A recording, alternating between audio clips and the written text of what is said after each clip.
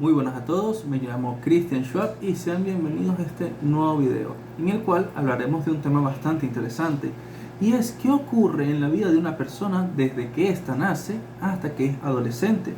Es un tema que causa mucho interés y hay mucho por lo cual abarcar. Por lo tanto es algo que es una información útil tanto para padres como para maestros, profesores, educadores, psicólogos, entre muchas otras personas. Y pues bien, ¿por qué causa tanto interés? Porque es un tema, como ya mencioné antes, es complejo, con muchos factores que pueden interferir o alterar el desarrollo de un individuo a lo largo de estos primeros años de vida. Recordemos que los primeros años son los más importantes, ya que definen todo lo que es la personalidad y el carácter de un individuo.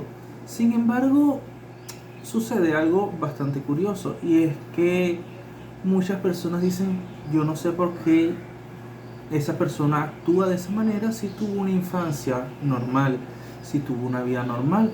Yo no entiendo por qué me pasan estas cosas o por qué yo reacciono así cuando yo tuve una niñez normal, una niñez tranquila. Ahora bien, es importante aclarar que lo normal no es muchas veces lo mejor, lo más indicado, sino que lo normal es lo que una sociedad concibe o construye como normal. O sea, es decir, es solamente algo subjetivo, es un constructo, pero no puede ser lo mejor, tal vez no sea lo mejor, mejor dicho, para un individuo en pleno desarrollo. Ahora bien, eso es lo que vamos a tratar en este video. ¿Qué sucede primero cuando el individuo nace, cuando llega al mundo?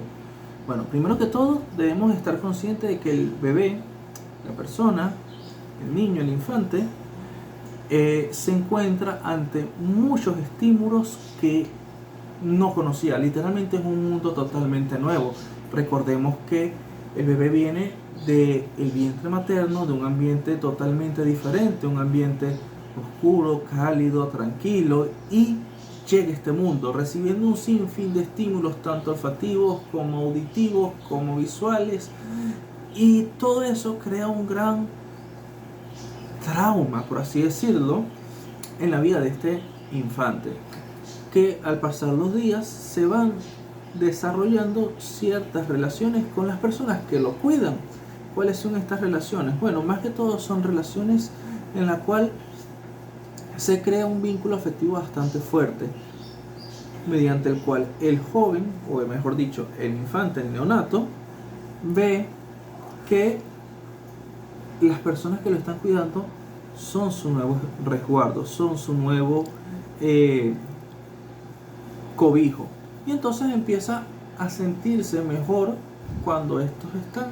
Algo importante que hay que señalar es que las expresiones faciales en los niños no es algo meramente social o no es algo primariamente emocional, sino que más bien es algo innato que viene con el niño, y esto crea cierta controversia porque también hay algunos autores, hay algunos especialistas que dicen que precisamente esos gestos faciales son un reflejo de su mundo interior, de cómo se siente, si se siente en un ambiente que le resulta desagradable, si tiene frío, si tiene hambre, si se siente seguro, cosa que a lo largo de los años, o mejor dicho, a lo largo de los primeros meses de vida del infante, él aprenderá a desarrollar como habilidades sociales. Y a esto es lo que vamos a tocar en este punto del video. ¿Cuáles son las habilidades sociales que desarrolla un infante en sus primeros años de vida? Bueno, como ya mencioné al principio, sus relaciones sociales más íntimas son con aquellas personas que lo están cuidando.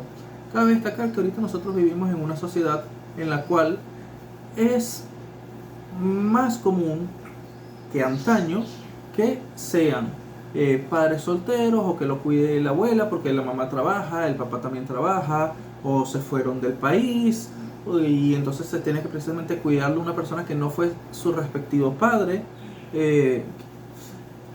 Este tipo de cosas crea una alteración en ese individuo, en esa etapa social en los primeros años de vida, que el niño a lo largo del resto de su vida va a necesitar afrontar o superar de una manera u otra.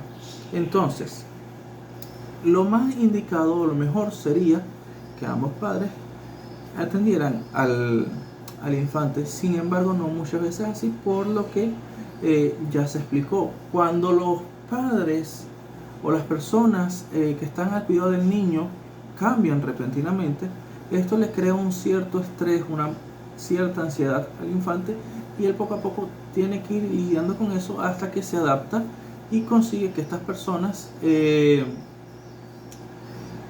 tanto van a estar ahí como no, lo que va creando cierta dependencia e independencia. Una vez superada esta etapa, el niño va a empezar a relacionarse con otros niños, preferiblemente de su edad. Ahora bien, es importante señalar el hecho de que cuando un bebé, o ya en este caso ya un niño, alcanza sus 2 años de vida, el niño desarrolla lo que es la empatía, pudiendo desarrollar también el concepto, o el mejor dicho, el autoconcepto del yo, y saber acerca de sí mismo y de su estado de ánimo, así como va a poder también reconocer los estados de ánimo en otras personas. Ya con estos pequeños indicios de saber quiénes son las personas que me cuidan, de saber cuál es mi zona de seguridad, cuál es mi zona en la que yo me siento a gusto, empieza a ser un poco más curioso, un poco más creativo, y empieza a relacionarse con otros niños, y esto le va a hacer que ese desarrollo social vaya cada vez acrecentándose más y más. A la edad entre lo que tendrían los 4 y 5 años, el niño ya empieza a ser más creativo, empieza a ser más hiperactivo también, empieza a querer jugar con sus propios juguetes o con sus propios amigos, pero siempre siguiendo un patrón de lo que ve reflejado en las otras personas. Es a partir de los 6 a 7 años que ya el niño empieza a desarrollar una conciencia o una razón más propia, en el cual ya deja de imitar tanto y tiende a desarrollar lo que es su personalidad, lo que es su carácter, en base a todo lo que ha recibido a lo largo de su vida hasta este punto. Aunque hay algo curioso con todo esto, y es que cuando hablamos acerca del lenguaje, es precisamente en la edad de los 6 a 7 años que el niño ya ha dominado, por así decirlo, su lenguaje, y usa palabras que encuentra o que ha conocido gracias a su hogar, a su colegio, a sus amistades, pero más que todo en cuanto a su hogar. Y es aquí donde más podemos ver el reflejo de esto.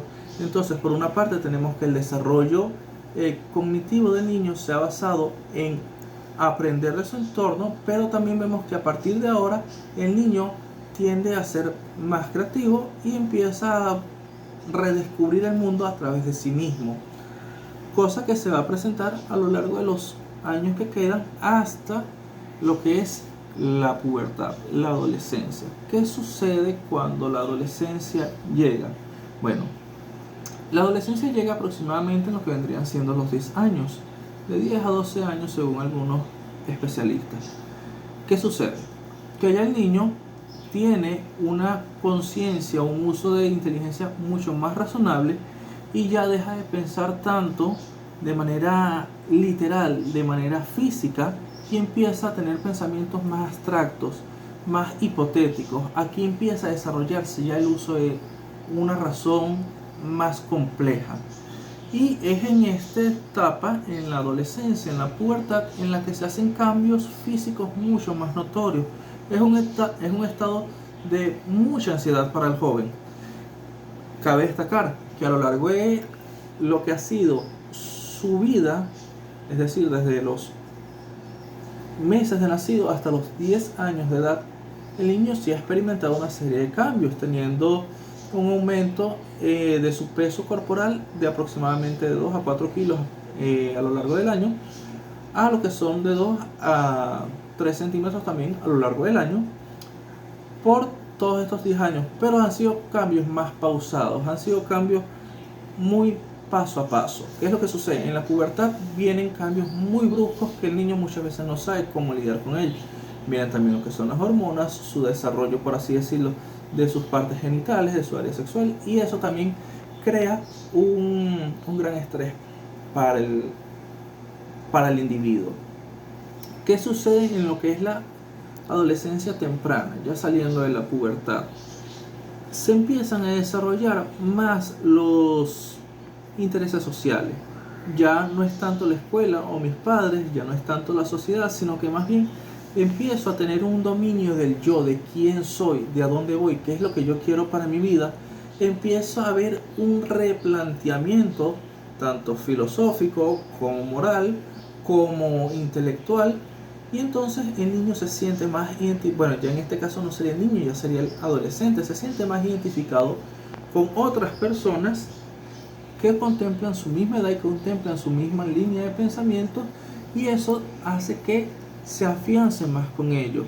Ya el seno, por así decirlo, materno o paterno, deja de brindar esa seguridad, y ahora esa seguridad la consigue con el grupo de amigos o de amigas que comparten esa serie de inquietudes al igual que él. Por lo cual ya cada vez aquí se tienden a ver un poco más las disputas en su entorno. ¿Qué sucede? Una vez supera esta etapa, o una vez atravesada esta etapa, llegamos a lo que es la etapa entre los 17 y 20 años, que ya es un adulto joven.